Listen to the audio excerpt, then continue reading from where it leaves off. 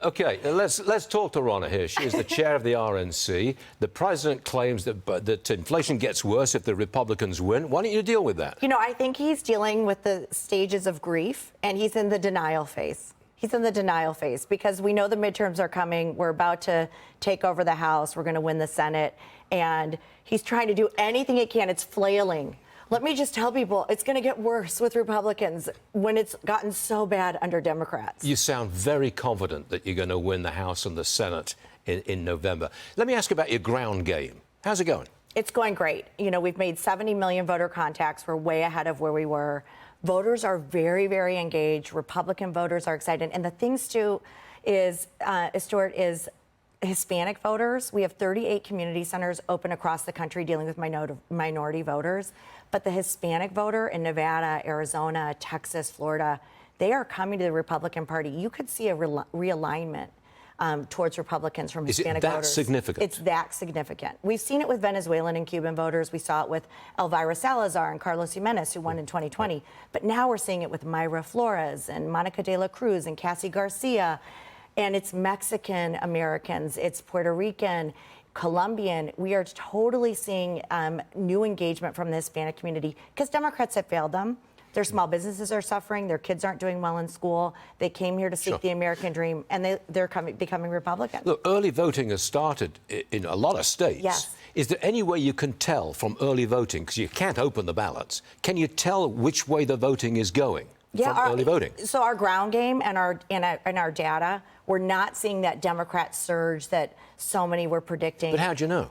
Because we know who's requested their absentee ballots. We know who's returned it. We see it. We see it in real time. I mean, it's small. It's a small sliver of data right now. Like Virginia, for example, we're on track for what we just saw in 2021 with Glenn Youngkin. We feel very good. We've got 3 House seats in Virginia, Jen Kiggins being one of them. We need 5 to retire Pelosi. I know that early voting is different this time around from last time. It is. There's a lot more of it this time.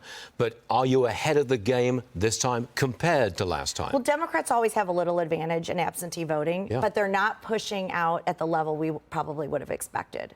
So we feel good. And our ground game with the 70 million and our get out the vote efforts in a midterm is going to be a difference maker with these swing voters that we're going to turn out to win. Tell me about Nevada. Because that's held by a Democrat senator who is reportedly, she is the most vulnerable in the Senate.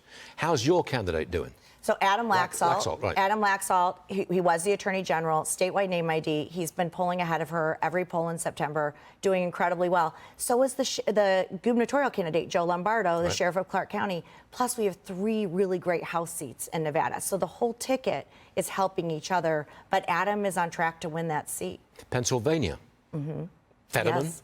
Fetterman. Oz? I mean, who could vote for Fetterman? Who could vote for this Well, a lot guy? of people already have because they started early voting before the debate. The more you see him, that's why I put the debate on October 25th. But his crime issues, the fact that he sat on a parole board and let violent criminals go, killers go, that he wants to release a third of the criminals, that Philadelphia is on track to have their highest murder rate ever in the history of Philadelphia. This soft on crime mentality of the Democrats, and Fetterman embodies that, is really hurting them. Last poll that I saw had them almost a dead heat. Yep. What's your internal polling telling you? We see, are you allowed to tell me? Yeah, we see Oz rising. I mean, you get this. You're a soccer fan, right? I am. Momentum is part of it, right? So who has the momentum at the end? And the momentum right now is favoring Republicans. And Oz is surging. He was down 11 in the summer. He's now closed the gap. And we feel very good. And I think he'll do incredibly well in that debate. OK, good stuff. I'm glad you brought up soccer.